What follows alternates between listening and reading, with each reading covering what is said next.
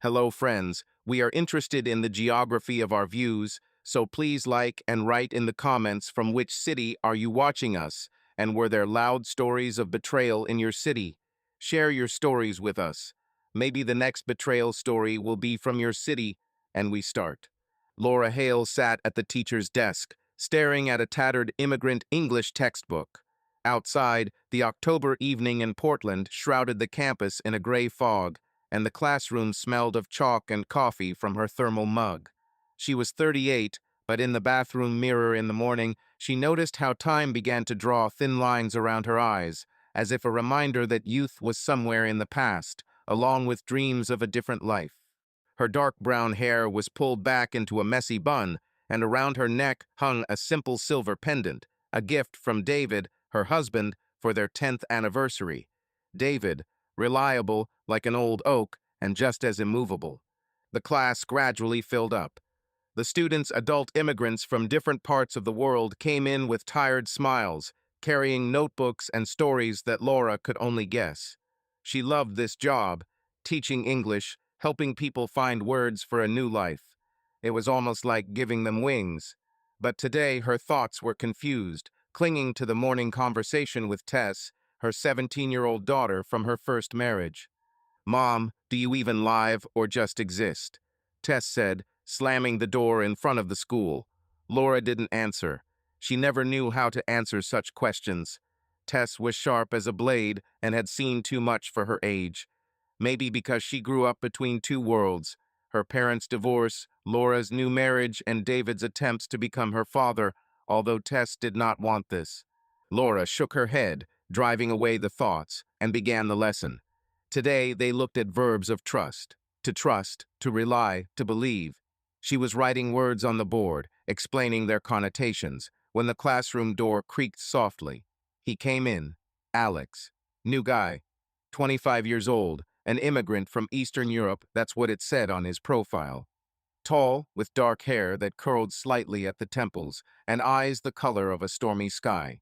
He was wearing a worn leather jacket and holding a tattered notebook. He apologized for being late in softly accented English that sounded like a melody and sat down in the last row. "It's okay," Laura said, trying not to hold her gaze. "We are just talking about trust. Can you name a word related to trust in your language?" Alex thought, tapping his pencil on the table. His fingers were long, with faint traces of calluses, the hands of a man who knew hard work. "Dovry," he finally said, looking straight at her. "In my language, it means faith in someone, but not blind. Faith that is tested." Laura nodded, feeling his voice echo somewhere inside her, like a tuning fork. She quickly turned to the board, writing down the word.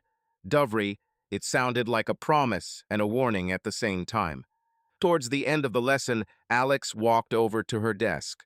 Most of the students had already left, and only the echo of their voices remained in the classroom. He held the textbook in his finger and looked at her with a slight smile, in which there was something both shy and cocky. "Miss Hale, I didn't quite understand the difference between trust and rely. Can you explain it again?" His accent made his words soft, but there was genuine curiosity in them. Laura put down her pen and looked at him. Up close, he seemed even younger, but there was something in his eyes that spoke of a life full of twists and turns. She explained, trying to focus on the words and not the way he leaned a little closer, listening. "Trust, it's more about feelings, about the heart," she said. "For example, you trust a friend because you know that he will not betray you. Really, it's about actions. You rely on someone because they do what they promise." Alex nodded, but his gaze never left her face. "And you, Miss Hale? Do you trust easily? Or do you need the person to prove it?" The question took her by surprise. She felt her cheeks warm and was immediately angry with herself for reacting. He was her student, damn it. Just a student.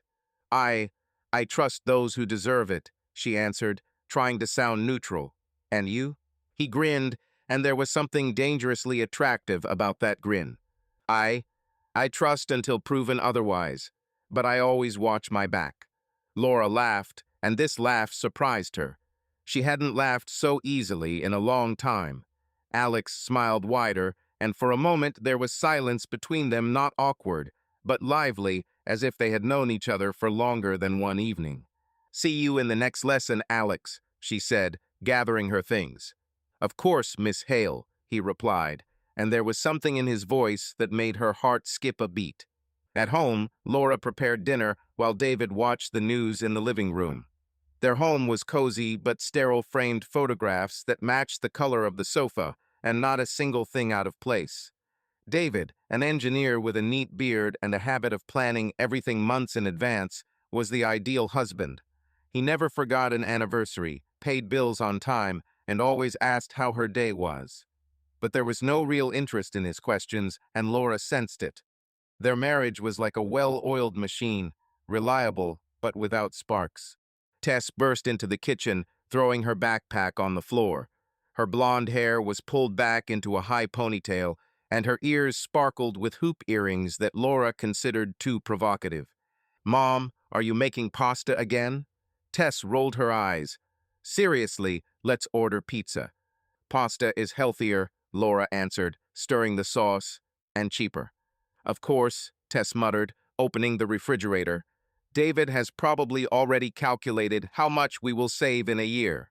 Laura glanced at her daughter, but remained silent.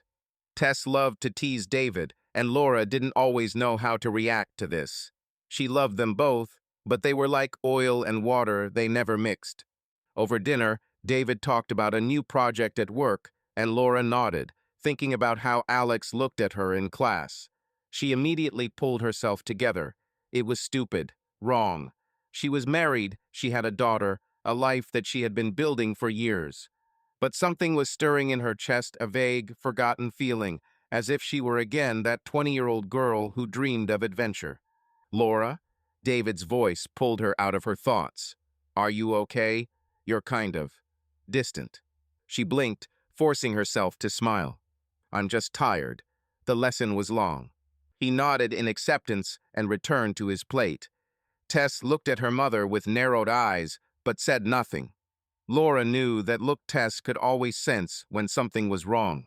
That night, Laura lay in bed, listening to David's steady breathing. She looked at the ceiling, and the words were spinning in her head. Trust, rely, trust. She thought about Alex, about his smile, about how he made her feel alive in just one evening. It was dangerous.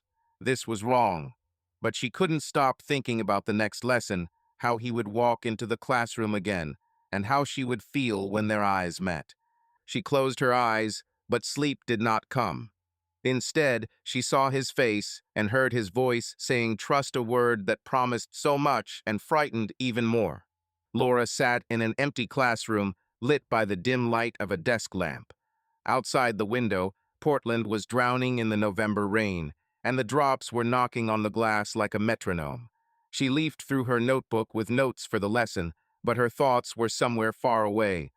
For the past 2 weeks, she has been giving Alex private lessons he asked for them, explaining that he wanted to quickly master the language for work. Laura agreed, although somewhere deep down she knew that this was not only about grammar. The door creaked and Alex walked in, shaking raindrops off his jacket. His hair was damp, and a slight blush played on his cheeks from the cold. He smiled, and Laura felt her heart take an extra beat. "Sorry, Miss Hale, the rain delayed me," he said, sitting down opposite her. His accent had softened a little over the weeks, but it still sounded like music Laura couldn't stop listening to. "Nothing," she replied, adjusting her glasses, which she wore only for reading. "Today, we will work on colloquial expressions. I want you to feel more confident in everyday conversations." Alex nodded, but his gaze was not on the textbook, but on her. He did this more and more often. He looked as if he saw not only the teacher, but also the woman whom she had long forgotten in herself. Laura tried not to notice, but each of his glances was like a spark falling on dry grass. They started with the phrases, "How's your day going?" "What do you do for fun?" Laura asked questions and Alex answered, adding details that made his answers come alive. He said that he works in construction, but dreams of opening his own business, something related to furniture, because he loves to work with his hands. His voice was calm, but there was passion in it, and Laura found herself listening not only to the words, but also to the way he spoke them. "And you, Miss Hale?" he asked suddenly, leaning back in his chair. "What do you do to, how can I say, escape from routine?" Laura hesitated, fiddling with her pen. The question was too personal, too close to something she was trying not to touch. "I read, I guess, or I go for a walk." "Nothing special," she answered, trying to sound neutral. Alex squinted as if he didn't believe it. "Are you reading? Are you walking?" He leaned a little closer, and Laura caught a slight whiff of his cologne, something tart, with notes of pine. "You don't look like a person who is happy with this kind of life. You have fire, but you hide it." Her cheeks flushed.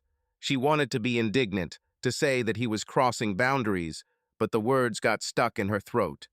Instead, she laughed, nervously, almost desperately. "You allow yourself too much, Alex," she said, but there was no sternness in her voice. He smiled without looking away. "Maybe, but I'm right, right?" Laura looked away, feeling something inside her shrinking and unraveling at the same time. She knew she had to change the subject, get the lesson back on track. But instead she asked, "And you? How do you cope with loneliness? Moving to another country is hard." Alex paused, tapping his fingers on the table. His face became more serious, and a shadow flashed in his eyes. "Loneliness is like rain outside the window," he finally said. "At first it's annoying, then you get used to it. But sometimes," he paused, looking at her, "you meet someone and suddenly you realize that rain can be beautiful." Laura felt her breathing become uneven. She knew he was talking for a reason. "I knew I had to stop this right now." But instead she remained silent, letting his words hang in the air like smoke. By the end of the lesson, they barely spoke English. Alex asked about her life carefully, but with a curiosity that was impossible to ignore. He wanted to know what made her happy, what made her laugh. Laura answered evasively, but each question was like a key unlocking something she had long locked. She talked about Tess, about how difficult it is to be the mother of a teenager, but said nothing about David. Alex didn't ask about her husband, but his silence was more eloquent than words. When he left, Laura remained in the classroom, looking at the empty table. Her hands were shaking, and she couldn't tell whether it was from fear or excitement. She felt alive for the first time in years, but this life was dangerous, like a live wire. At home, David was as usual, sitting at his laptop, checking drawings for a new project. Laura was preparing dinner, but her movements were mechanical. Tess, as always, locked herself in her room, and muffled music came from behind the door. Laura tried to concentrate on cutting vegetables, but her thoughts returned to Alex, to his voice, the way he looked at her as if he saw something that she herself was afraid to admit. At dinner, David noticed her silence. "Laura, you're floating around somewhere again," he said, putting down his fork. "Did something happen at work?" She shook her head, forcing herself to smile. "I'm just tired. Private lessons take a lot of effort." "Maybe you should cut them down," he suggested, and there was concern in his voice, but Laura heard something else in her indifference, as if he already knew that she would refuse. "No," she answered too quickly. "This is important for students, and I like it." David nodded, returning to his food, and Laura felt a pang of guilt. She had never lied to him before. Not like that, but the truth was too heavy, too confusing to voice. Tess came down to dinner later, giving her mother a sharp look. "Mom, you're kind of strange today," she said, wrapping spaghetti around her fork. "Did something happen?" Laura tensed. Tess has always seen too much. "Nothing," she answered, trying to sound calm. "It's just a lot of work." Tess chuckled, but did not press. Laura knew that her daughter didn't believe it, but she was grateful for the silence. At night, Laura lay awake, looking into the darkness. David slept next to him, and his breathing was as even as their lives' predictable safe. But her thoughts were full of Alex, his words, his smile, his look, which promised so much and frightened him even more.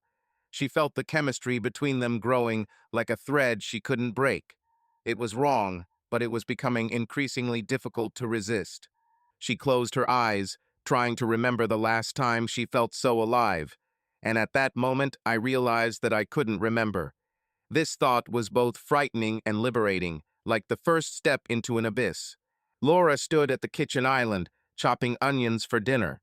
The pungent smell stung her eyes, but she didn't stop. The mechanical movements helped drown out her thoughts. It was drizzling outside, and Portland looked like a gray watercolor, blurry and lifeless. In the living room, David sat with his laptop, his fingers tapping the keys, his phone lying next to him, notifications flashing. He was a corporate lawyer whose life revolved around deals, deadlines, and clients who called even at 10 at night. Laura is used to this. I got used to his detachment, to the way he could be in the room and somewhere else at the same time. Laura, have you seen my blue tie? David asked without taking his eyes off the screen. His voice was flat, as always, without emotion, without warmth. In the closet, on the second shelf, she answered without turning around. She knew where every tie was, where his keys were, where his phone charger was. She knew because their life was built like an ideal blueprint where everything had its place. Except, perhaps, her feelings. David muttered something in gratitude and went back to work. Laura glanced at him furtively. He was 42 and still looked handsome, trim, with a neatly trimmed beard and eyes that had once seemed kind to her. Now those eyes rarely looked at her for more than a couple of seconds. Their marriage was like glass, transparent, fragile, and cold to the touch. They didn't quarrel or shout. They simply existed side by side, like two objects in one room. Tess came downstairs, holding the phone in her hands. Her blonde hair was down, and her face showed the usual irritation. "Mom, are you making that stew of yours again?" she said, opening the refrigerator. "Can I just order sushi?" "Eat what you have," Laura answered, trying not to break down. "There was sushi last week." Tess rolled her eyes, but remained silent as she grabbed the yogurt and walked back to her room. Laura looked at her, feeling a pang of guilt. She wanted to be closer to her daughter, but Tess had built a wall, and Laura didn't know how to break through it. David finally looked up from his laptop when his phone rang.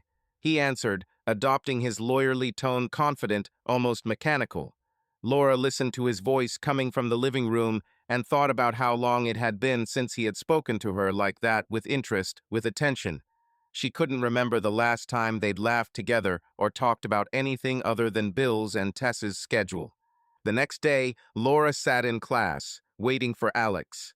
Private lessons became both a salvation and a trap for her. Every time he entered the room, she felt her pulse quicken, and she hated herself for it. But she couldn't stop. Alex walked in with a slight smile, holding 2 cups of coffee from the cafe across the street. He was wearing a gray sweatshirt, and his hair was slightly disheveled, as if he had just stepped out of the rain. "For you, Miss Hale," he said, placing 1 cup in front of her. "Cinnamon latte. You said you love cinnamon." Laura froze, looking at the cup. She mentioned it in passing in the last lesson, and he remembered. Such a small gesture, but it was like a ray of light in her gray routine. "Thank you," she said quietly, feeling warmth in her chest. "This is very nice." He sat down opposite, and the lesson began. They discussed idioms, but, as in recent weeks, the conversation quickly went sideways.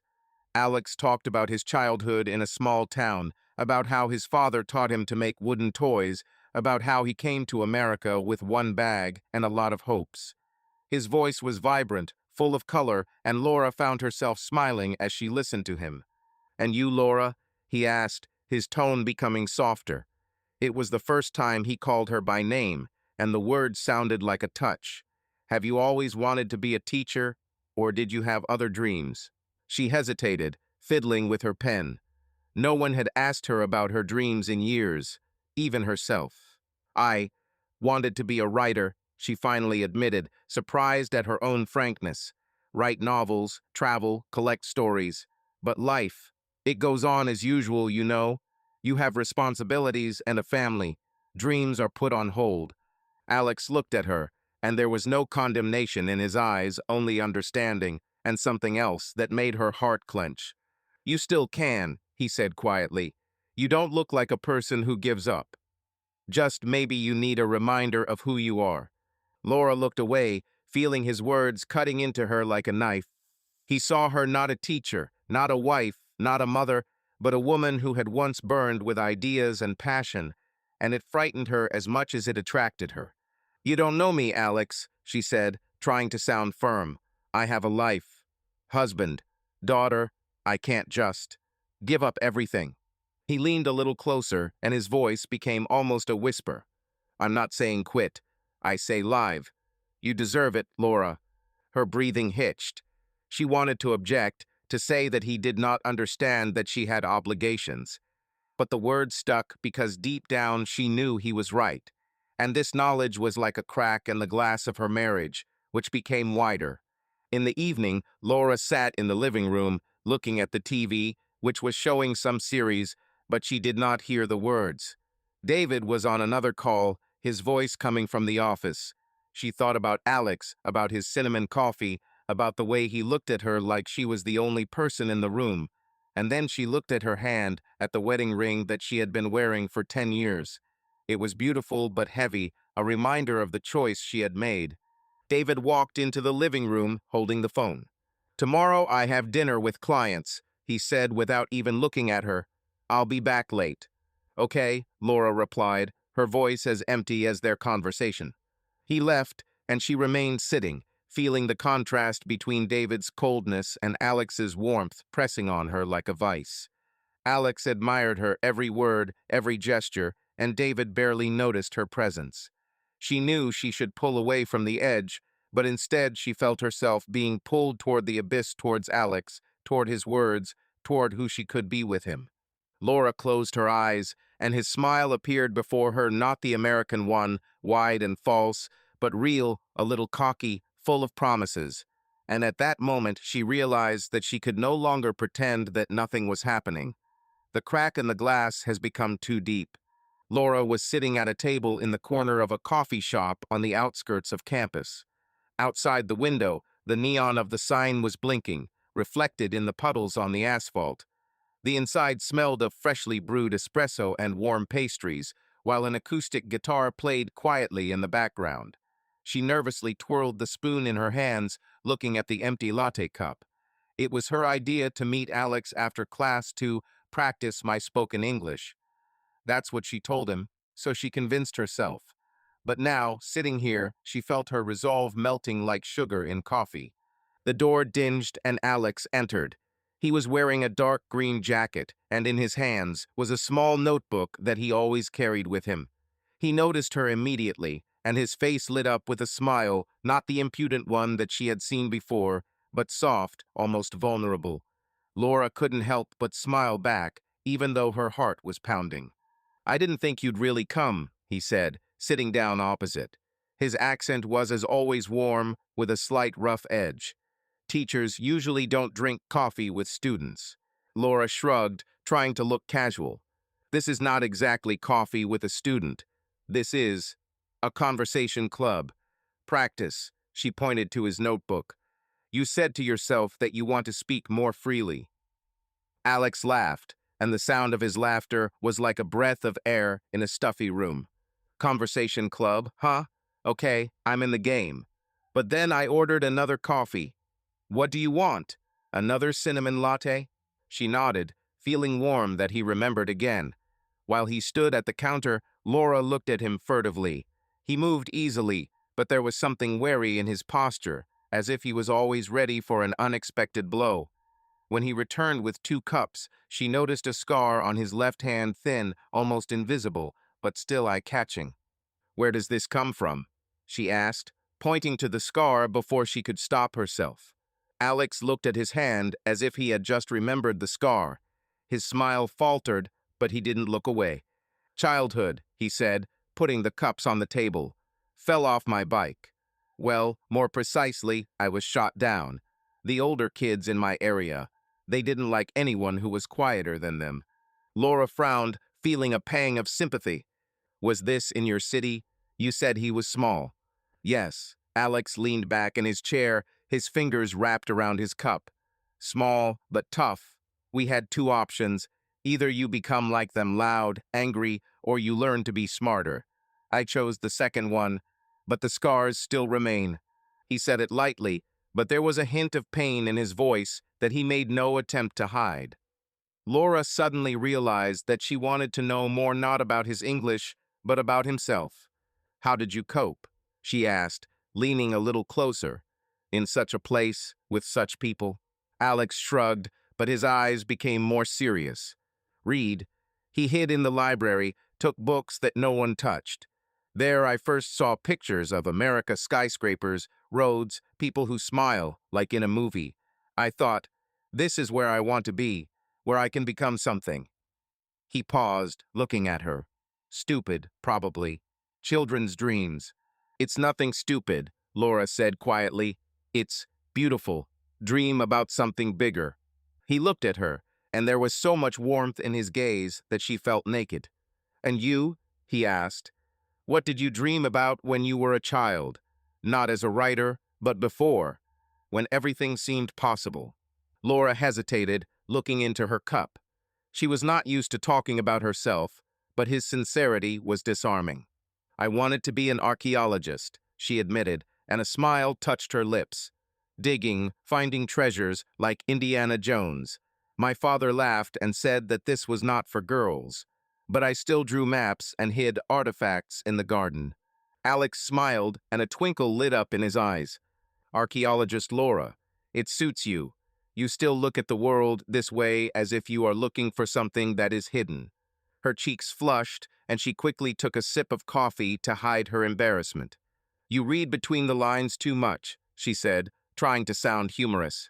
"Maybe," he answered, leaning closer. "But I see that you are not just a teacher.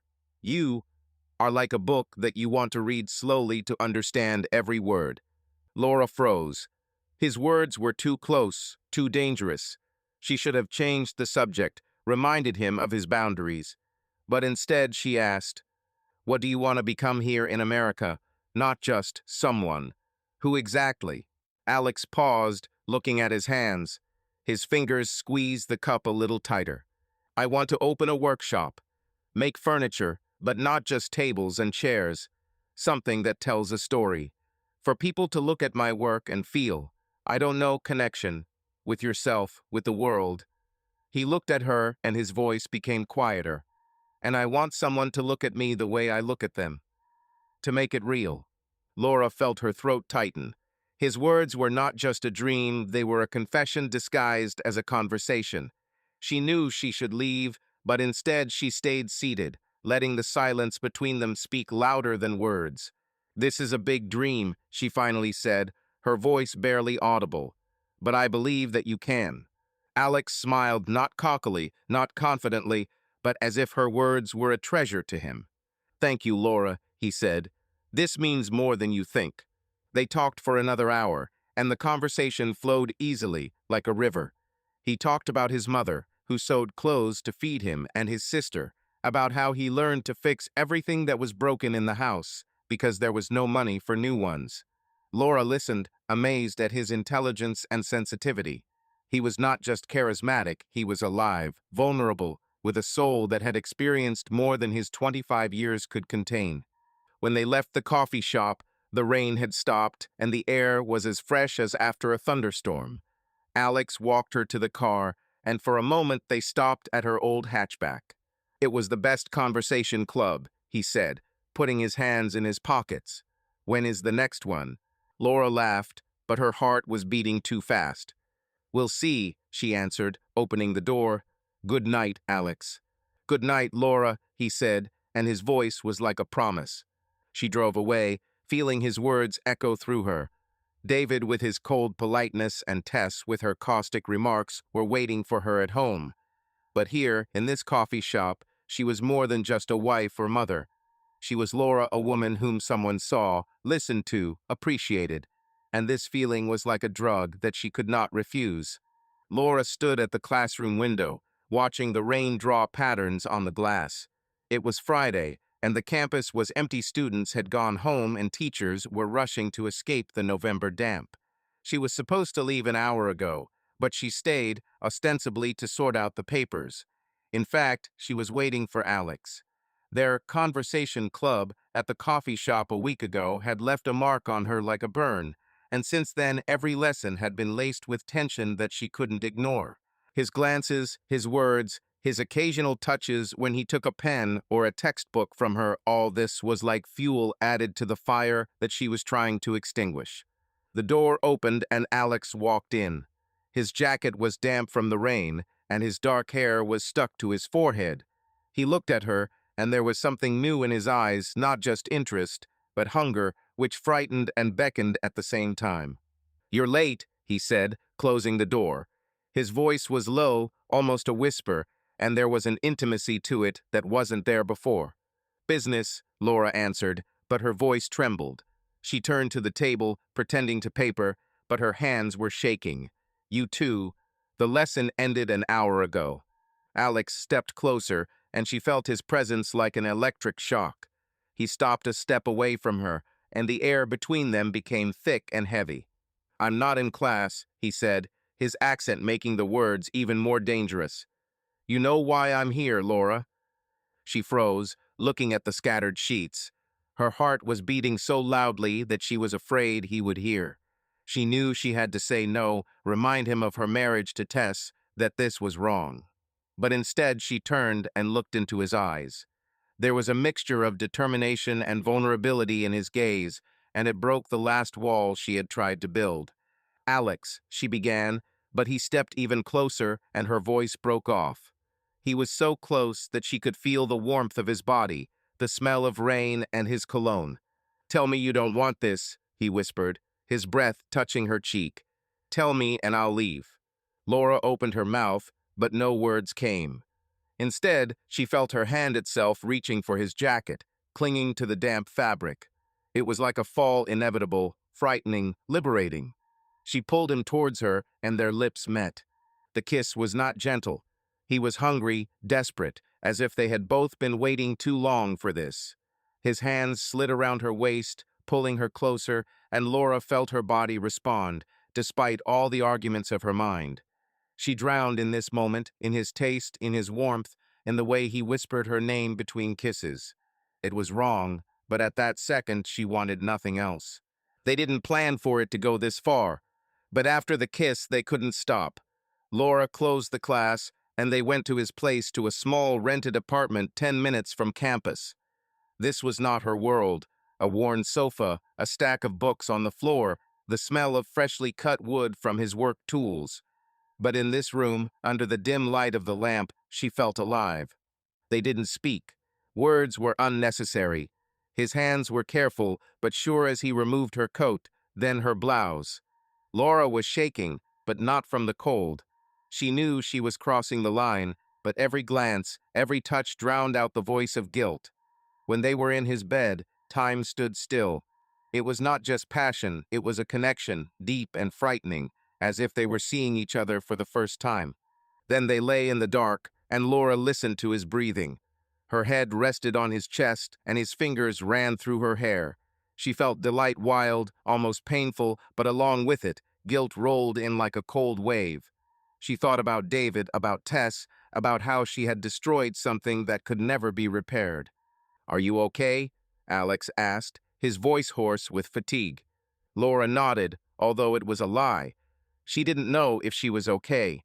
She felt simultaneously on top of the world and at the bottom of the abyss. "And you?"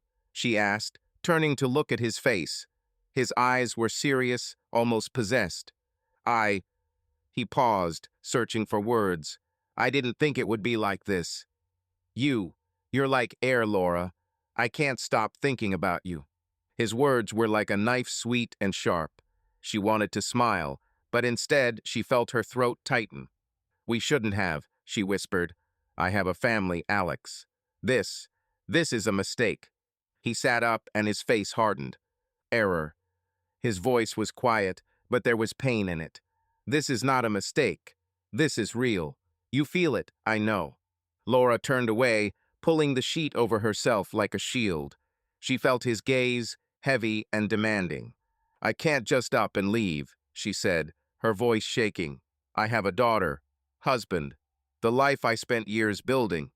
Alex touched her shoulder, and his touch was both gentle and insistent. "What about you?" he asked. "What about what you want? Not your daughter, not your husband. You." Laura closed her eyes, feeling tears burning her eyelids. She didn't know the answer. She wanted him, she wanted this feeling, this freedom, this life that he promised her. But she also knew that the price would be too high. She left him at dawn, while the city was still sleeping. The house was quiet. David was sleeping in their bedroom, and Laura walked past, trying not to make any noise. She took a shower, washing away Alex's scent, but his touch still burned on her skin. She looked in the mirror, and the woman looking back at her was a stranger with disheveled hair, sparkling eyes, and a secret that now lived within her. In the morning, she prepared breakfast as if nothing had happened. Tess came down, sleepy and irritated, throwing her backpack on the floor.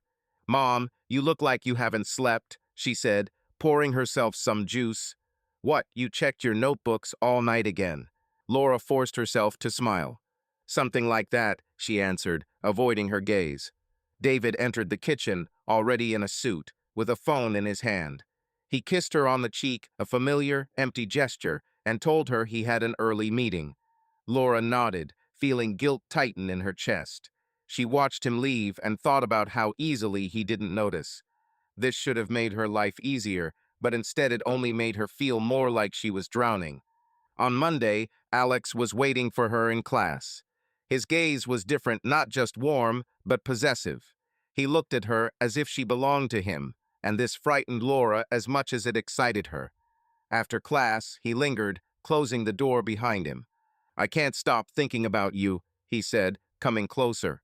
"About that night, about the way you looked at me." Laura stepped back, feeling the classroom walls closing in around her. "Alex, we can't continue," she said, trying to sound firm. It shouldn't happen again." His face darkened, and he stepped towards her, closing the distance.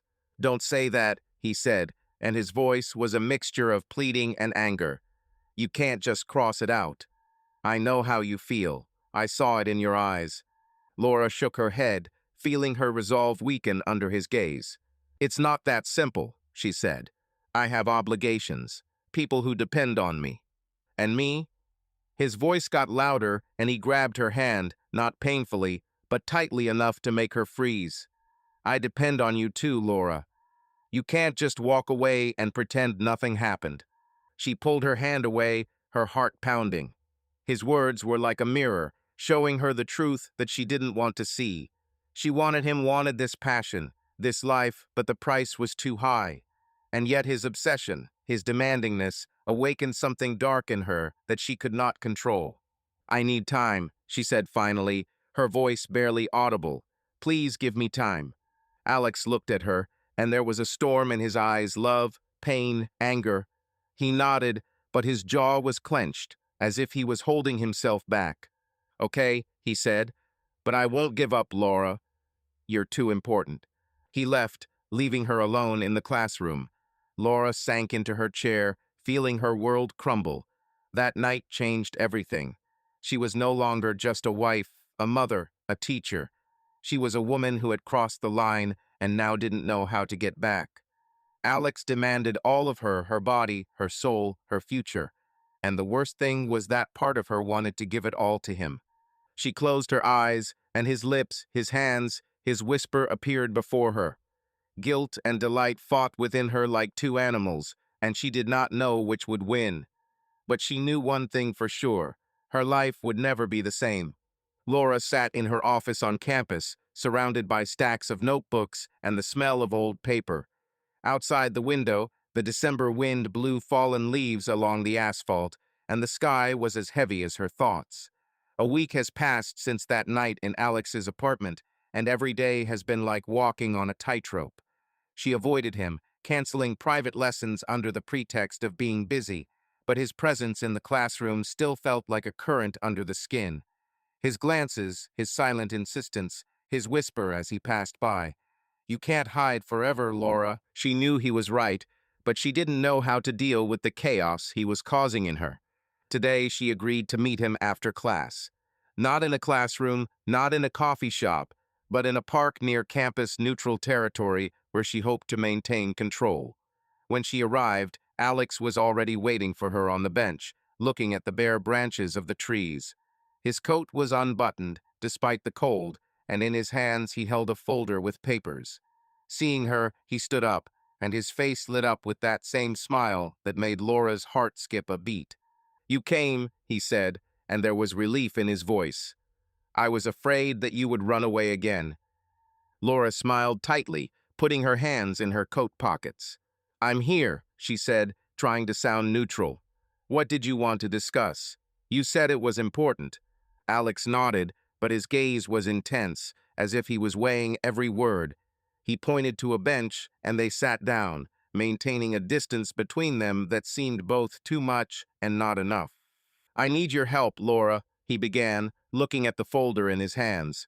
"My status, it's precarious. The visa is about to expire, and if I don't find a way to stay, I'll be deported." Laura frowned, feeling the cold creep under her skin. "Will they be deported?" she asked again. "But you work and study. Doesn't this help?" He shook his head, and his fingers tightened on the folder. "This is not enough. The immigration system, it's like a maze. I talked to a lawyer, and he said the fastest way is marriage. A sham marriage." He paused, looking at her. "And I thought about your friend. Kate, I think. You said she was single, with no commitments. Maybe she will agree.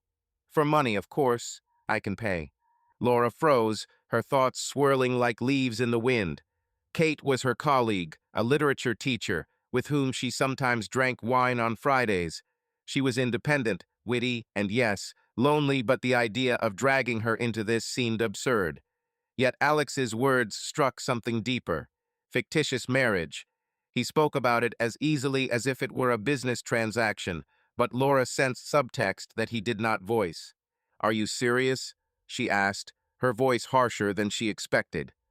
"Do you want me to ask Kate to marry you? For money?" Alex raised his hands defensively. "Laura, it's not what you think. I don't want her. I don't want anyone except." He fell silent, looking into her eyes. "You know what I mean." Her heart skipped a beat. She knew. She knew from the night they crossed the line when his hands and lips became her world. But his words now felt like a punch to the gut. "Then why?" she asked, her voice trembling.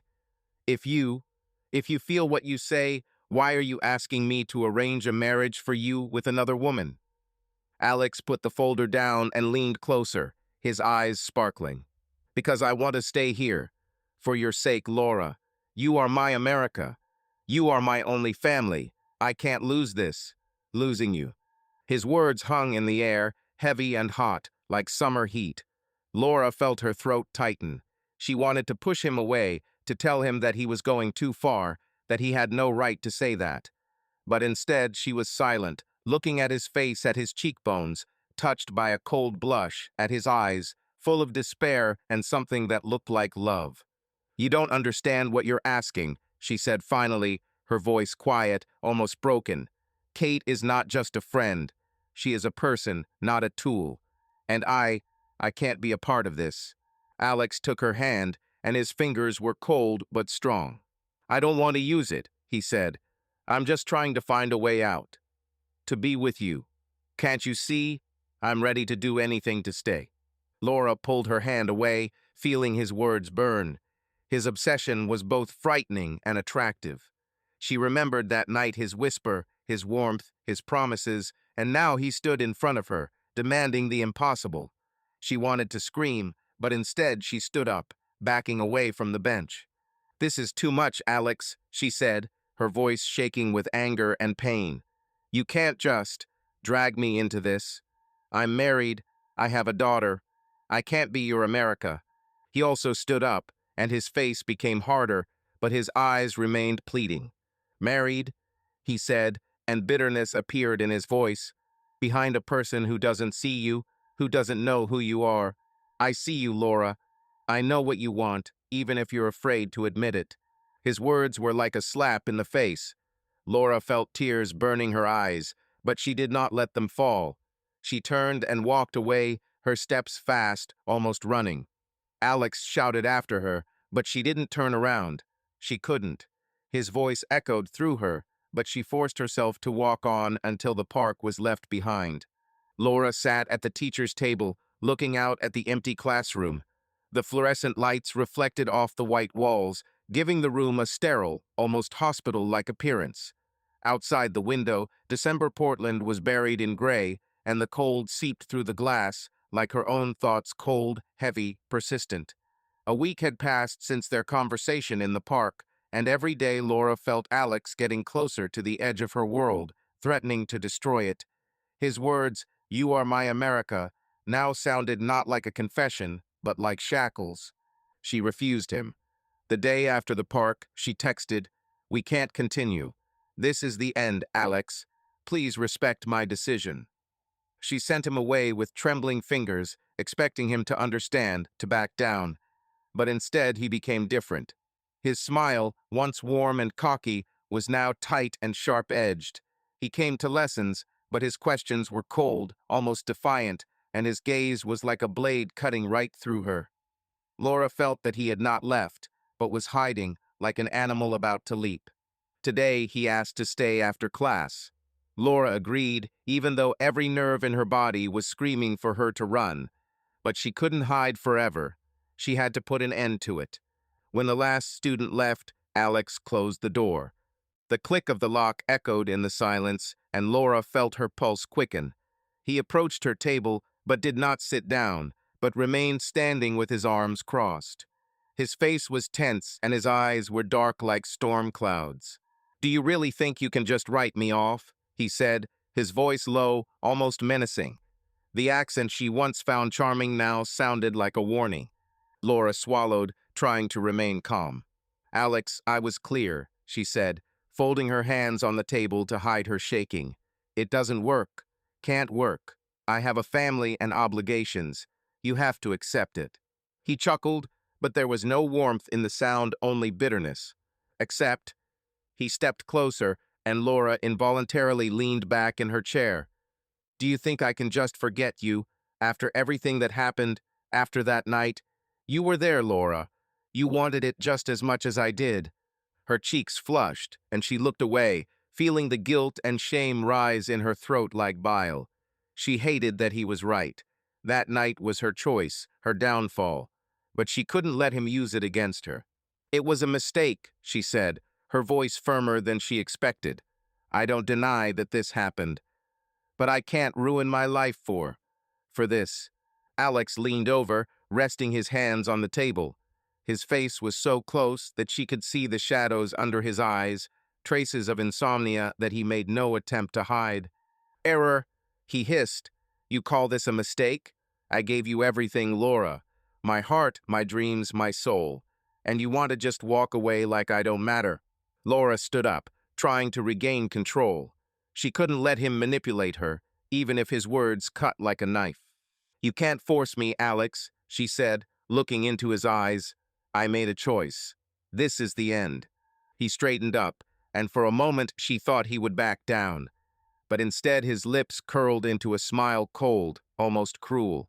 "Choice," he said, and his voice became quieter, but this made it even more frightening.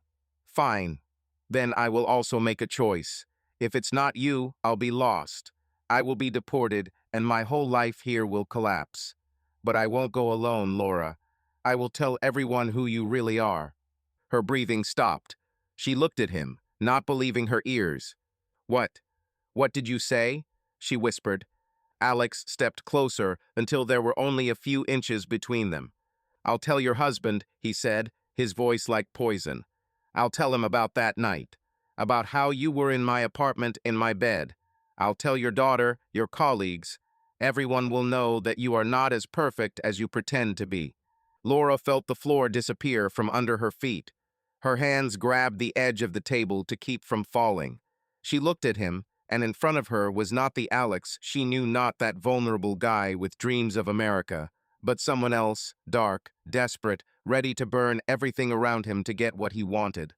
"You won't do this," she said, but her voice trembled, betraying fear. "You're not like that." He laughed, and the laugh was like shards of glass. "Not like that," he said. You don't know me, Laura. You only saw what you wanted to see. But I won't let you just throw me away. You are mine, even if you don't understand it. Laura stepped back, her back hitting the wall. She felt panic tightening in her chest, but she forced herself to breathe. "This is blackmail," she said, her voice barely audible. "You're threatening me." Alex looked at her, and for a moment there was pain in his eyes, as if he himself hated what he was doing. But then his face became hard again. "Call it what you want," he said, "but I'm not joking. If you don't help me with Kate, with anything, I will ruin your life. Just like you're destroying mine." Laura was silent, her thoughts racing like trapped birds. She thought about David, about his cold detachment, which now seemed safe in comparison. About Tess, who would never forgive her if she found out.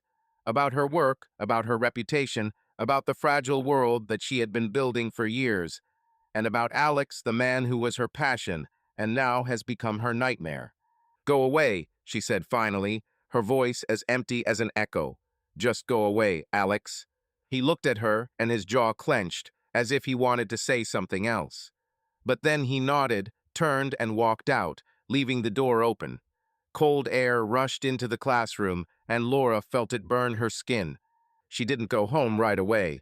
Instead, she sat in her car in the parking lot, staring at the flashing light. Her hands were shaking, and she couldn't stop the tears from flowing down her cheeks. She hated herself for letting it get this far, for giving in to him, for believing in his words, in his dreams. But most of all, she hated him for turning into this, a person who threatens, blackmails, destroys. She thought about telling David, but what will she say? "I cheated on you, and now I'm being blackmailed." David won't forgive. He will be polite as always, but his eyes will become even colder, and their marriage, already fragile, will fall into pieces. Tess, Laura couldn't even imagine how her daughter would look at her after learning the truth. And Kate, she couldn't drag her friend into this nightmare.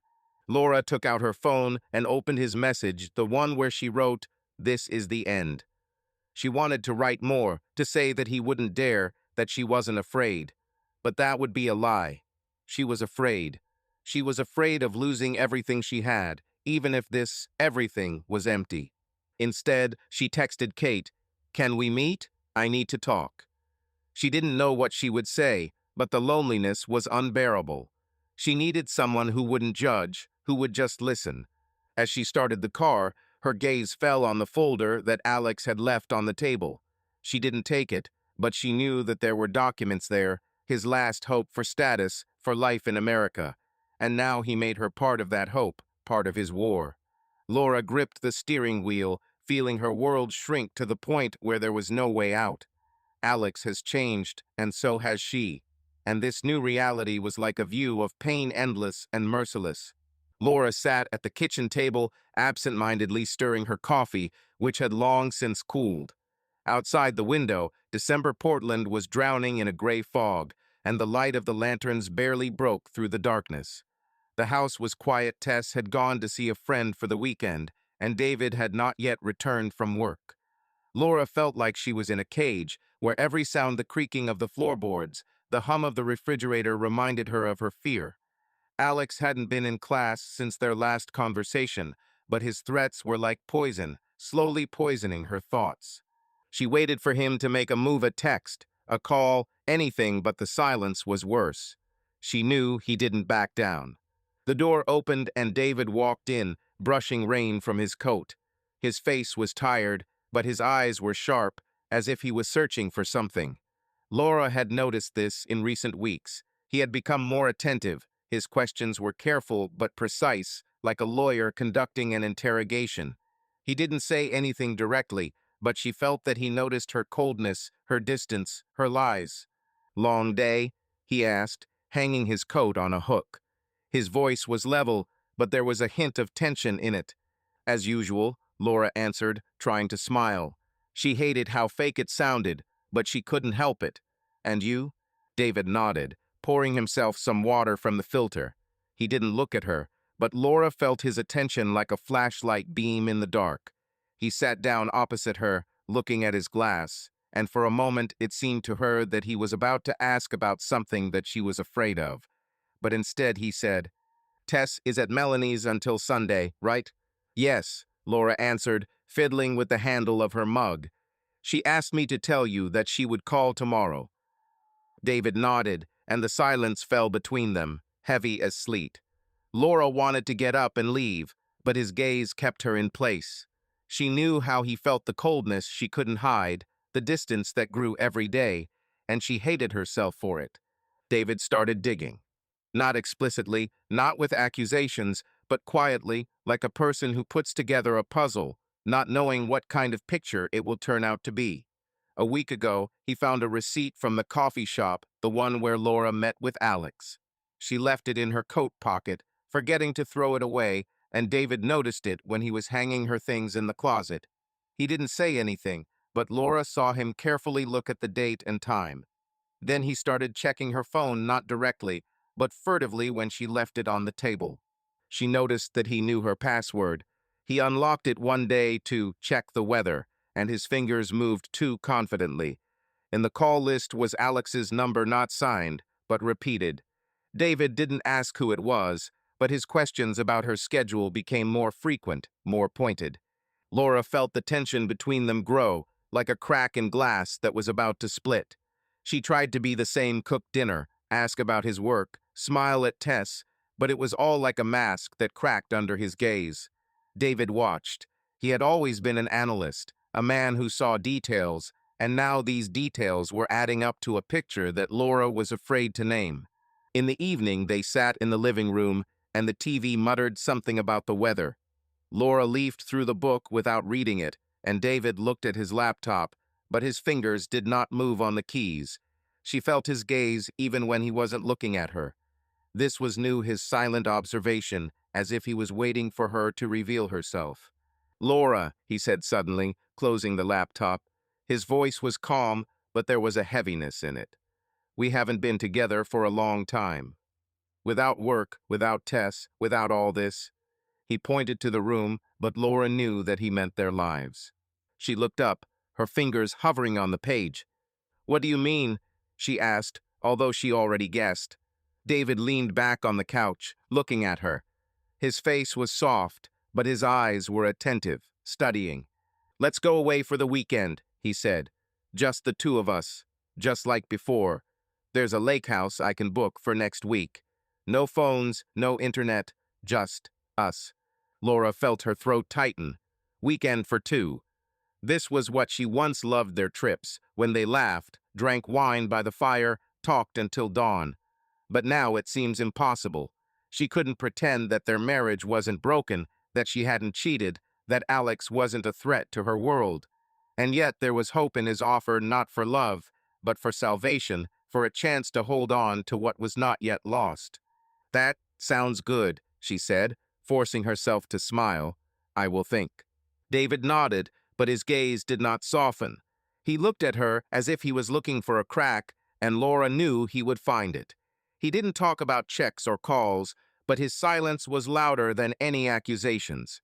He watched, collected evidence, and her every move was at gunpoint. At night, Laura lay in bed, looking at the ceiling. David slept next to her. His breathing was even, as always, but she felt the distance between them, like an abyss. She thought about his proposal a weekend like before. Part of her wanted to agree, to run away from Alex, from his threats, from herself. But another part knew it wouldn't work. David had seen too much, and his observation was like a scanner searching for the truth. She took out her phone and opened her messages. Kate wrote, "Tomorrow at 7, do I have wine?" Laura responded with a short yes, but her fingers hovered over Alex's message, the one where she wrote, "This is the end." She wanted to write to him, tell him to disappear, to leave her alone. But fear stopped her. What if he makes good on his threat? What if he told David, Tess, everyone? Laura put down the phone and closed her eyes, but sleep did not come. She thought about David, about his cold attentiveness, about the way he delved into her life without saying a word, about his offer, which was both an olive branch and a trap, and about Alex, whose shadow hung over her like a storm ready to fall. She was between two fires, a husband who watches and a lover who threatens, and she didn't know how to get out without getting burned. Laura stood at the sink, washing dishes with mechanical precision. Outside, the December evening shrouded Portland in a cold fog, and the light of the street lamps barely broke through. The house was quiet. David had gone to a meeting with a client, and Tess, as she said, was with a friend. Laura tried to concentrate on the soap bubbles and the squeak of the sponge, but her thoughts were like a storm. Alex disappeared from the classroom after their last conversation, but his threats, "I'll tell everyone," were like a mine ready to explode at any moment. She was waiting for his move, and this uncertainty was driving her crazy. The door slammed and Laura jumped, almost dropping her plate. Tess's voice echoed down the corridor. "Mom, I'm home, and I brought a friend." Laura dried her hands with a towel, feeling her pulse quicken. Tess rarely brought friends home. She was withdrawn, sarcastic, and her social circle was small. Laura walked out into the living room, preparing for an awkward encounter with yet another teenager with piercings or brightly colored hair. But when she saw who was standing next to Tess, her blood froze. Alex. He stood in their living room, wearing his worn leather jacket, with a smile that was both warm and calculating. His dark hair was slightly disheveled, and his eyes, the same ones that once made her heart beat faster, now looked at her with a subtle mockery. "Mom, it's Alex," Tess said, throwing her backpack on the sofa. Her voice was light, almost joyful, which was rare. "We met in the library. He's helping me with a history project." Laura felt her throat tighten. She couldn't breathe, couldn't speak. Alex stepped forward, holding out his hand as if they had never met. "Nice to meet you, Mrs. Hale," he said, his accent soft, almost disarming. "Tess told me a lot about you." His hand was warm, but Laura felt cold, as if he was squeezing not her palm, but her heart. She forced herself to smile, although her lips trembled. "Nice to meet you," she said, withdrawing her hand. Her gaze darted to Tess, who was already scrolling through her phone, not noticing the tension. "Tess, you didn't warn me that you would bring someone." Tess shrugged, not looking up from the screen. "Come on, Mom, this isn't a party. We'll just chat and have dinner. You don't mind, do you?" Laura opened her mouth to object, but Alex beat her to it. "If it's inconvenient, I can leave," he said, and his voice was so sincere that Laura almost believed it. "I don't want to bother you."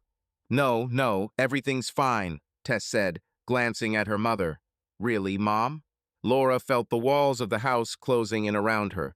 She wanted to scream, to throw him out, but she couldn't, not in front of Tess, without risking giving herself away.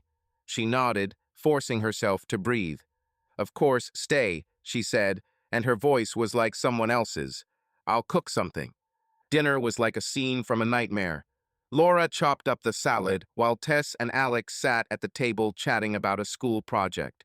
Alex played his role flawlessly. He was polite, attentive, with a slight smile that seemed sincere to Tess. He asked about her plans for college, joked about difficult teachers, and Tess, usually prickly, laughed as if he were an old friend. Laura watched him, feeling her hands shake as she placed the plates on the table. He entered her life like a virus, and she could not stop him. "So, Alex, where are you from?" Tess asked, pricking a piece of chicken. "Your accent is cool." Alex smiled, looking at Laura, and his eyes were like knives. "From Eastern Europe," he said. "A small town that no one has heard of. I came here for a better life. Your mother, by the way, helps me with English. She is an excellent teacher." Laura froze, her fork hovering in the air. Tess looked at her in surprise. "Seriously? Mom, you didn't say that your students were so cool." Laura forced herself to smile, even though her heart was racing. "It's just classes," she said, trying to sound casual. "Nothing special." Alex leaned a little closer. His voice was soft, but there was a sense of threat in it. "Oh, this is more than just classes," he said, looking at Laura. "Mrs. Hale teaches me a lot. How to find a common language, how to understand people." Her stomach clenched. She knew he was playing with her, enjoying her fear. Tess did not notice anything, continuing to chat, But Laura felt his words digging into her like needles. After dinner, Tess went to her room, leaving Laura and Alex to clear the table. It was her idea, she didn't want him to linger, but she couldn't kick him out right away. They silently collected the plates, and the silence was like a taut string. When Laura turned to the sink, Alex was nearby, so close that she felt the warmth of his body. "You have a good daughter," he said quietly, and his voice was like poison disguised as honey. "Smart, trusting. It would be a shame if she found out what you really are like." Laura turned sharply, her eyes burning. "What are you doing?" she hissed, trying to speak in a whisper so that Tess wouldn't hear. "Why are you here? This is my home, Alex. My family." He looked at her, and his smile disappeared, replaced by something dark, almost desperate. "Your house? Your family," he said, his accent thickening. "What am I, Laura? Nothing. Do you think you can just throw me out like trash? I won't leave. Not now." Laura stepped back, her back resting against the tabletop.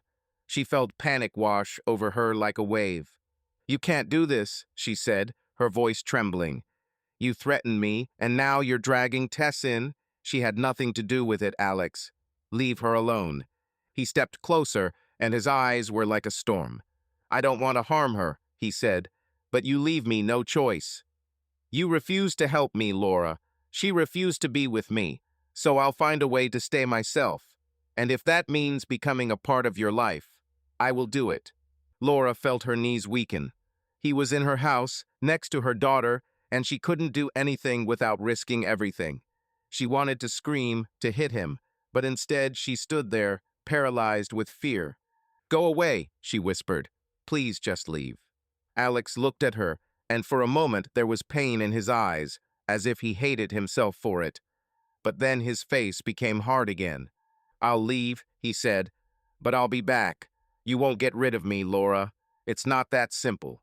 He turned and walked out into the corridor, where Tess was already coming down, holding the phone. "Alex, are you leaving?" she asked, her voice filled with disappointment. "I thought we'd chat some more." "Another time," he said, smiling at her as if he were her best friend. "Thanks for dinner, Tess.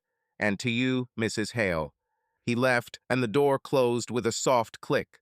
Laura stood looking at the empty corridor, her hands trembling. Tess looked at her with narrowed eyes. "Mom, are you okay? You're kind of pale." Laura forced herself to nod. "I'm just tired," she said, turning to the sink. "Go to bed, Tess." Tess chuckled but walked away, leaving Laura alone. She turned on the water to muffle the sound of her breathing, which became ragged like sobs. Alex was at her house. He talked to her daughter, ate at her table, played the role of friend, but she saw the truth in his eyes. He won't back down. He was creeping into her life like a shadow, and she didn't know how to stop him. At night, Laura lay awake, listening to the rain pattering on the roof. David returned late, and his steps in the corridor were heavy, tired. He lay down next to her, but did not touch her, and this distance was like an abyss. She had thought about his proposal a weekend together, but now it seemed as distant as a mirage. Alex was in her world, in her family, and his presence was like a poison, slowly poisoning everything. She wanted to tell David, but fear stopped her. What if Alex is right? What if he told Tess, David, everyone? Laura closed her eyes, but Alex's face stood before her, his smile, his threats, his obsession. It was like a translation she couldn't decipher, love wrapped in blackmail, care hiding danger. And she knew that this double transfer would destroy her if she didn't find a way to stop it. Laura woke up to the sharp sound of her phone vibrating on the nightstand. The screen glowed in the dark, and the clock showed 3:17 a.m. She grabbed the phone. Her heart was pounding, as if she had a premonition of trouble. The number was unfamiliar, but she knew who it was. Alex. She didn't respond to his messages after his visit home, but he didn't disappear as she had hoped. His shadow was everywhere in her thoughts, in her fears, in her dreams. She slipped out of the bedroom so as not to wake David and locked herself in the bathroom. The phone continued to ring, and Laura gritted her teeth and answered, pressing it to her ear. "What do you need?" she whispered, her voice shaking with anger and fear. There was a hoarse, alcohol-soaked laugh on the other end of the line. Alex's voice was slurred, but his words cut like a knife. "Laura, do you think you can ignore me?" He paused, and she heard him take a drag from his cigarette. "I'm sitting here, drinking to you, and you. You're hiding like a coward." "You're drunk," she said, trying to sound firm. "Go to bed, Alex. It won't help." "Won't help?" His voice became louder, and anger appeared in it. "You left me, Laura. You promised me America, and now I'm nothing. If you don't come back, I'll come to your house. I'll tell your dear daughter what you were like in my bed, and to your husband. Everyone." Laura felt her knees weaken. She leaned against the sink, looking at her reflection in the mirror pale, with dark circles under her eyes. She hated herself for letting it get this far, for having once seen the light in him instead of the darkness. "You won't do this," she said, but her voice was weak, almost pleading. "Please, Alex, leave me alone." He laughed, and the sound was like shards of glass. "Leave? You are mine, Laura. You will always be mine. If I can't have you, no one can. I'll come tomorrow. I'll set up a stage right outside your house. Let's see how you explain this to your family." The connection was cut off, and Laura remained standing, clutching the phone to her chest. Her breathing was ragged, as if she was running. She knew he wasn't joking. His drunken rage was like a storm, ready to sweep away everything in its path. She couldn't keep it to herself any longer. She needed someone who would help, who would not judge. Kate. In the morning, Laura sat in Kate's apartment, clutching a mug of tea which she barely sipped. Kate, with her red curls and sharp eyes, sat opposite, listening to Laura tell the whole story. She told everything about her meetings with Alex, about that night, about his threats, about how he gained Tess's trust. Her voice trembled, and she kept falling silent, afraid that Kate would turn away from her. But Kate remained silent, nodding only occasionally, her face serious but not judgmental. When Laura finished, there was silence in the room. Kate leaned back on the couch, crossing her arms. "Oh my God, Laura," she said finally. This is a nightmare. Why were you silent for so long?" Laura shrugged, looking at the floor. "I was afraid," she admitted. "I was afraid that everyone would find out. That David will leave, that Tess will hate me, that I would lose my job, my reputation, everything." Kate leaned closer, her voice firm but warm. "You can't live in this fear. This guy is not just an ex-lover. He's blackmailing you, Laura. He's dangerous. You need to go to the police." Laura shuddered, her fingers gripping the mug tighter. "To the police?" she asked, her voice full of panic. "Kate, if I do this, everything will come out. David finds out, Tess finds out. I can't. I'm not ready for this." Kate sighed, running a hand through her hair. "I understand that you are afraid," she said, "but think, he's already in your life. He was at your house, talking to your daughter. What's next? He threatens to make a scene, and you think he'll stop. People like this don't stop, Laura. You must protect yourself. And Tess." Laura closed her eyes, feeling tears burning her eyelids. Kate was right, but the thought of the police was like jumping into an abyss. She imagined telling the officer about her infidelity, how it became official, how her life turned into headlines. She couldn't stand it. "What if I talk to him?" she asked, her voice almost a whisper. "Maybe I can convince him to leave." Kate shook her head, her eyes full of sympathy but firm. "You already tried," she said. "He doesn't listen.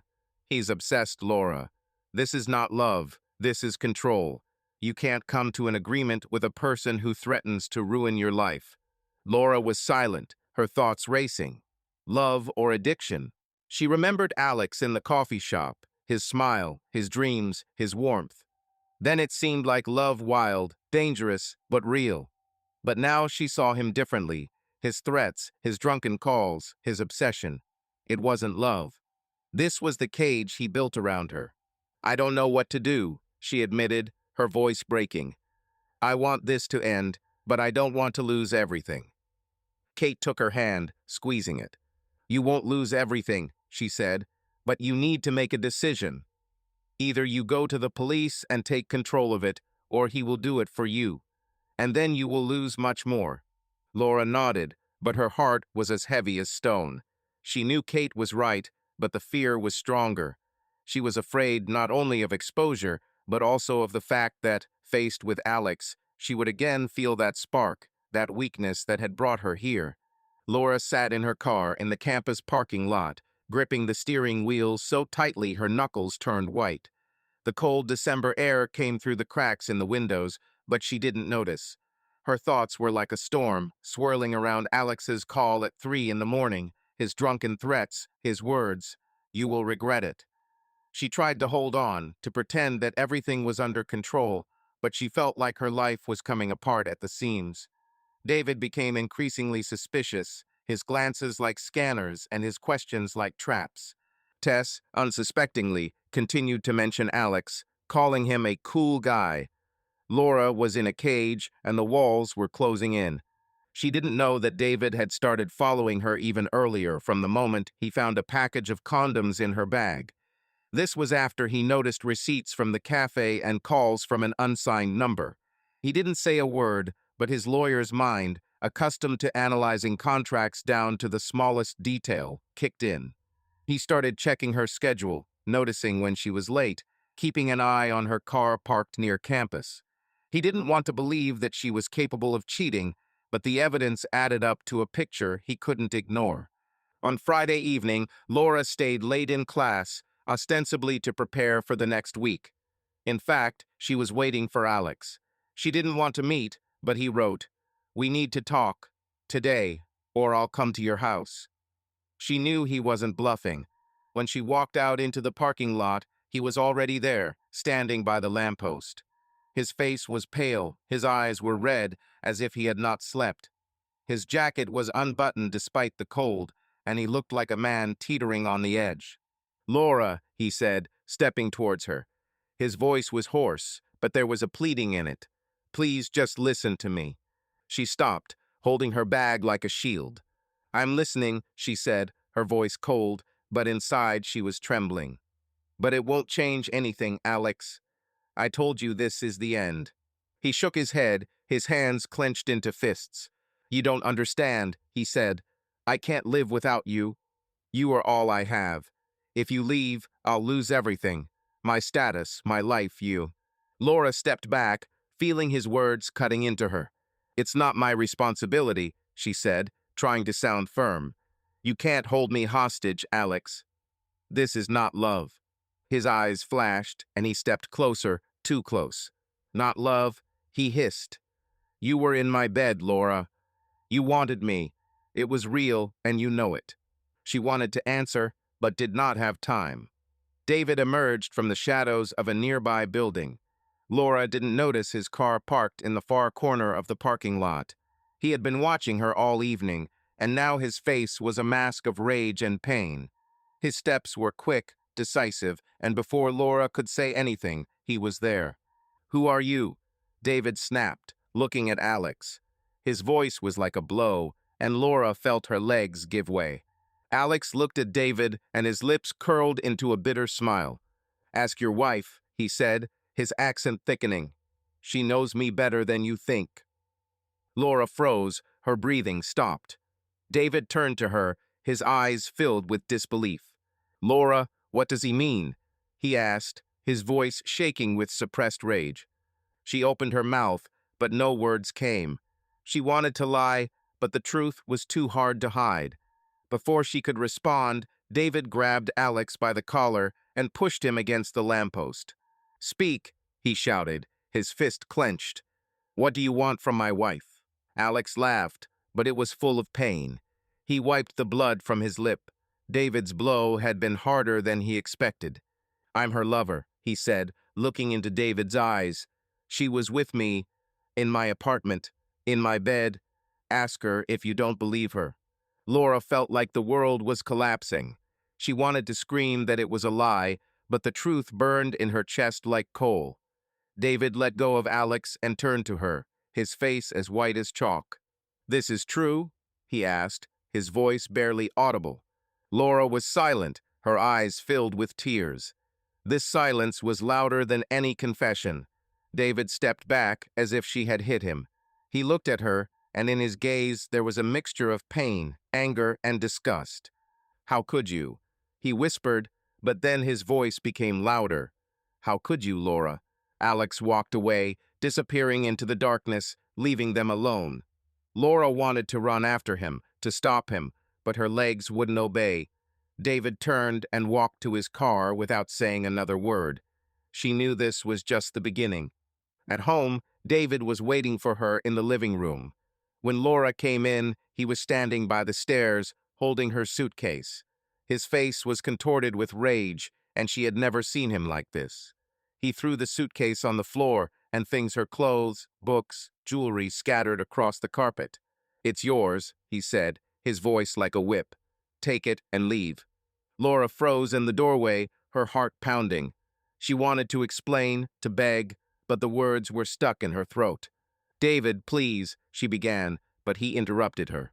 "Don't you dare," he shouted, his voice echoing throughout the house. "You lied to me. You slept with him, Laura. How could you, after everything we've been through?" The door upstairs opened and Tess appeared on the stairs, her eyes wide. "What's happening?" she asked, her voice trembling. "Why are you yelling?" David turned to her, his face red with anger. "Ask your mother," he barked.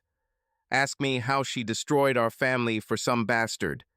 Tess looked at Laura, her face contorted in shock and pain. "Mom," she whispered, "this is true." Laura felt tears running down her cheeks. She wanted to hug Tess and explain, but how? She was guilty, and it was like a stigma. "Tess, she began, but David interrupted again. "Enough," he shouted, throwing her coat to the floor. "You destroyed everything, Laura." "For whom? Some boy? Do you even understand what you've done?" He stepped towards the door, his movements abrupt, as if he could no longer be in the same room with her. "I'm leaving," he said, his voice as cold as ice. "You destroyed everything." "For whom?" The door slammed, and the house fell silent. Tess stood on the stairs, looking at Laura with a mixture of anger and betrayal. "How could you?" she whispered, her voice breaking. She turned and ran to her room, slamming the door. Laura sank to the floor among the scattered things. Her world collapsed. David knew the truth. Tess hated her, and Alex, the man who was once her salvation, became her executioner. She felt empty, as if everything that made her herself had been ripped away. She didn't know what to do next, but she knew she had to find a way to pick up the pieces of her life for Tess's sake, for her own sake. But at that moment, sitting on the cold floor, she could only cry, mourning everything she had lost.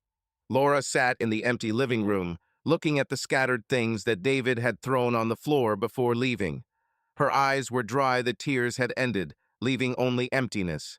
The house was silent as the grave after Tess locked herself in her room and David left, uttering words that burned like acid. "You destroyed everything." Laura didn't know how to move on. Her marriage had collapsed, her daughter looked at her with contempt, and Alex, the man who was once her salvation, had become her nightmare.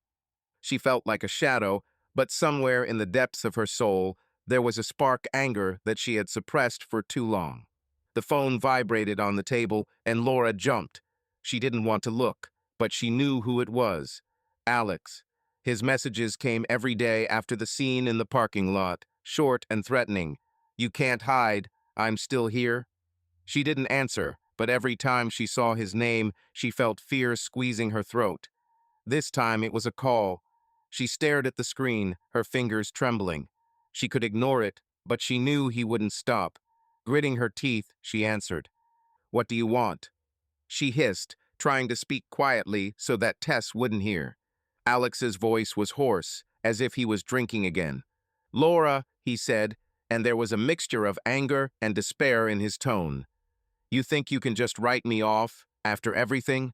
I won't leave. Not without you." Laura closed her eyes, feeling her anger rising. "You've already ruined everything," she said. "My husband knows. My daughter hates me.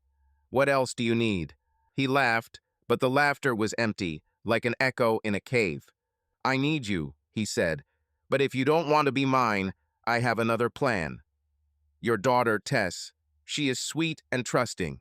She already likes me. Do you know how easy it will be to persuade her into a fictitious marriage? She will help me stay in the country, and I will be a part of your life forever." Laura felt her blood boil. Tess's threat was the last straw. Her fear gave way to rage so intense she could barely breathe. "You wouldn't dare," she said, her voice trembling, not from fear, but from anger.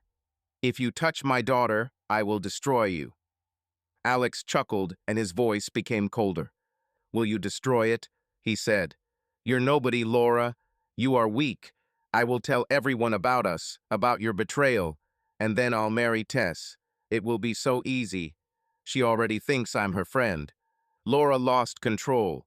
Her hand clutched the phone, and she wanted to scream, but suddenly an idea flashed in her mind. She knew she couldn't run anymore. She must stop him. She quickly opened the audio recording app and turned it on without interrupting the call. "Repeat what you said," she said, trying to sound calm. "Are you threatening my daughter? Do you want to use her for a fake marriage?" Alex, unaware that he was being recorded, laughed. "Yes, Laura," he said.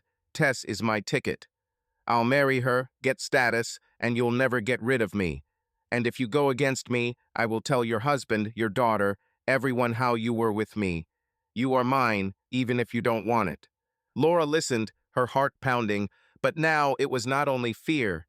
She felt strong for the first time in months. She wrote down his every word, every threat.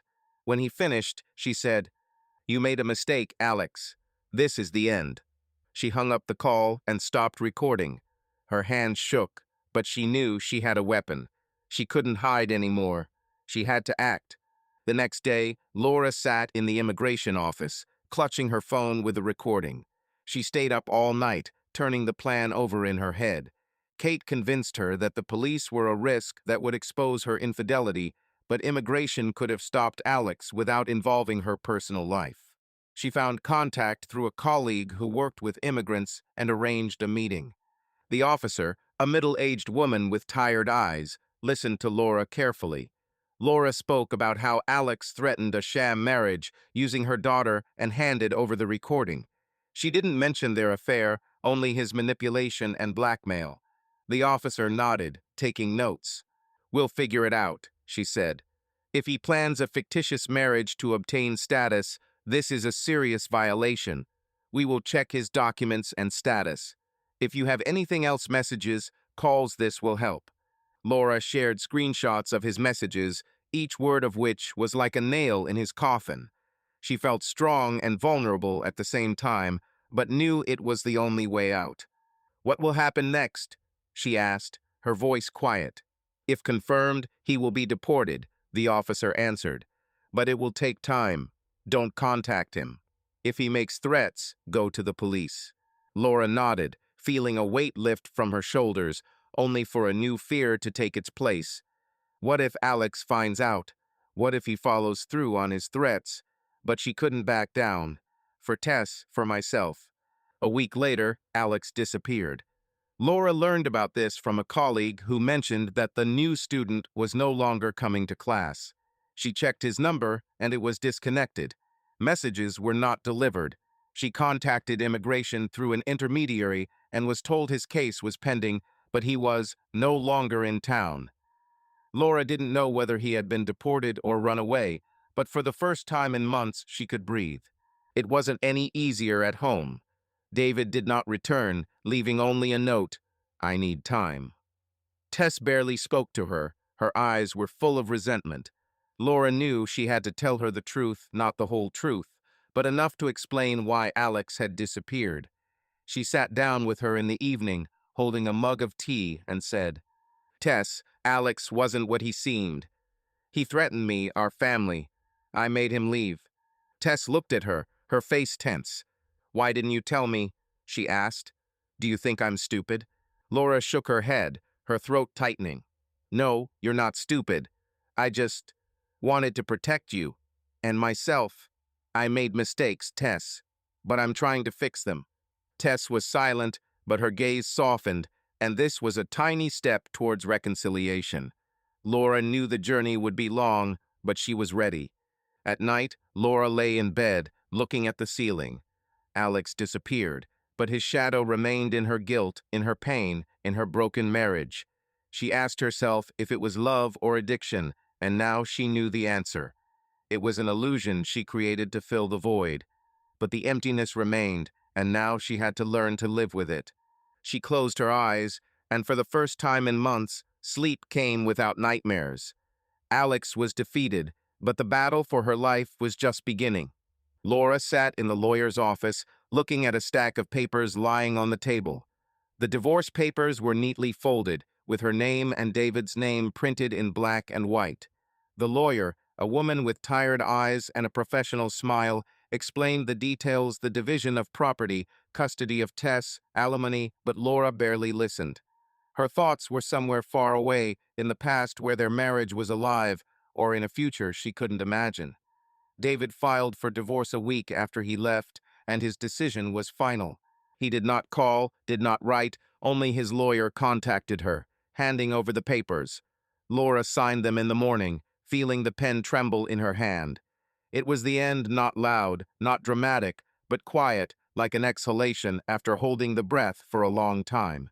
It was a cold winter in Portland, and Laura bundled her coat around her as she walked to her car.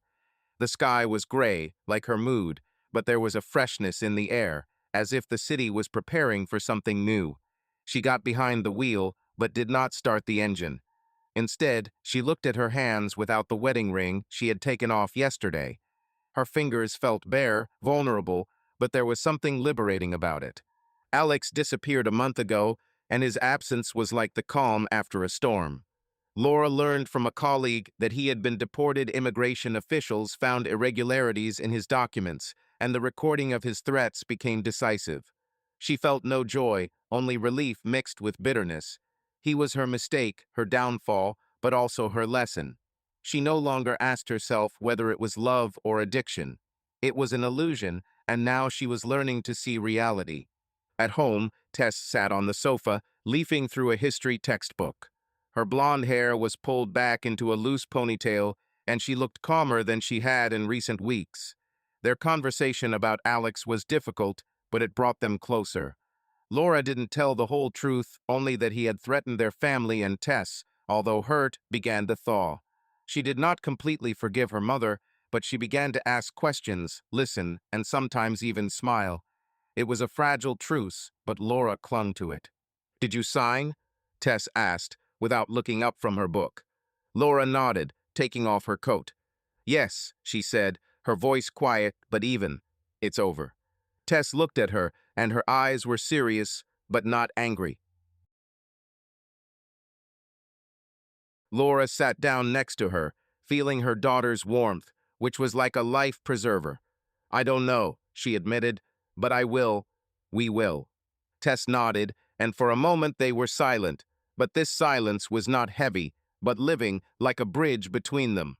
Laura knew that their relationship would be rebuilt, step by step, and she was ready for this. David moved to an apartment in the city center. Laura saw him only once, when he was picking up his things. He was polite but cold, his eyes avoiding her as if looking at her was too painful. He said he wanted joint custody of Tess, and Laura agreed. She didn't blame him for leaving; she had ruined their marriage, and his anger was justified. But sometimes, in the quiet of the night, she missed him, not for their last years, but for David, who laughed with her on the lake, who held her hand when Tess was little. That David was gone, and Laura was learning to accept it. She continued to teach, but took fewer hours to spend time with Tess and herself. She began to write not the novels she had dreamed of in her youth, but a diary where she poured out her thoughts, fears, and hopes. It was like the archaeology she had dreamed of as a child. She was digging inside herself, finding pieces that she could put back together. Kate remained her rock, and their evenings over wine became a ritual, not to forget, but to talk, laugh, live. One evening, Laura was sitting in a cafe where she had once met Alex. She chose this place deliberately to rewrite it in her memory. It was snowing outside, and Portland seemed soft, almost forgiving. She sipped her cinnamon latte while looking at her notes on her notepad. These were not lessons, but outlines of a story about a woman who lost herself, but found her way back. This was her story, and she was just beginning to write it. Her phone vibrated, and she jumped, but it was Tess. "Mom, get some pizza on the way. I'm hungry." Laura smiled, feeling warmth in her chest. She replied, "Pepperoni or Hawaiian," and stood up, collecting her things. Snow fell outside the window, covering the city in a clear layer, and Laura felt like she could breathe freely for the first time in months. She went outside, and the cold air burned her cheeks. She knew there would be difficulties ahead, the trials, the conversations with Tess, the nights when the loneliness would be too much to bear. But she also knew that she would survive. She was not the Laura who hid from herself, and not the one who fell into the arms of illusions. She was a woman learning to pick up the pieces to build something new. Laura raised her face to the sky, letting the snowflakes melt on her skin. She didn't know what her future would be, but for the first time in a long time she wanted to find out. And with this thought, she went forward, leaving the past behind, like footprints in the snow that she would soon cover up. Subscribe to our channel so that your love doesn't cheat on you, and go ahead and listen to the next story, because this story is nothing compared to the next one. If you're under 18, don't even think click to the next one.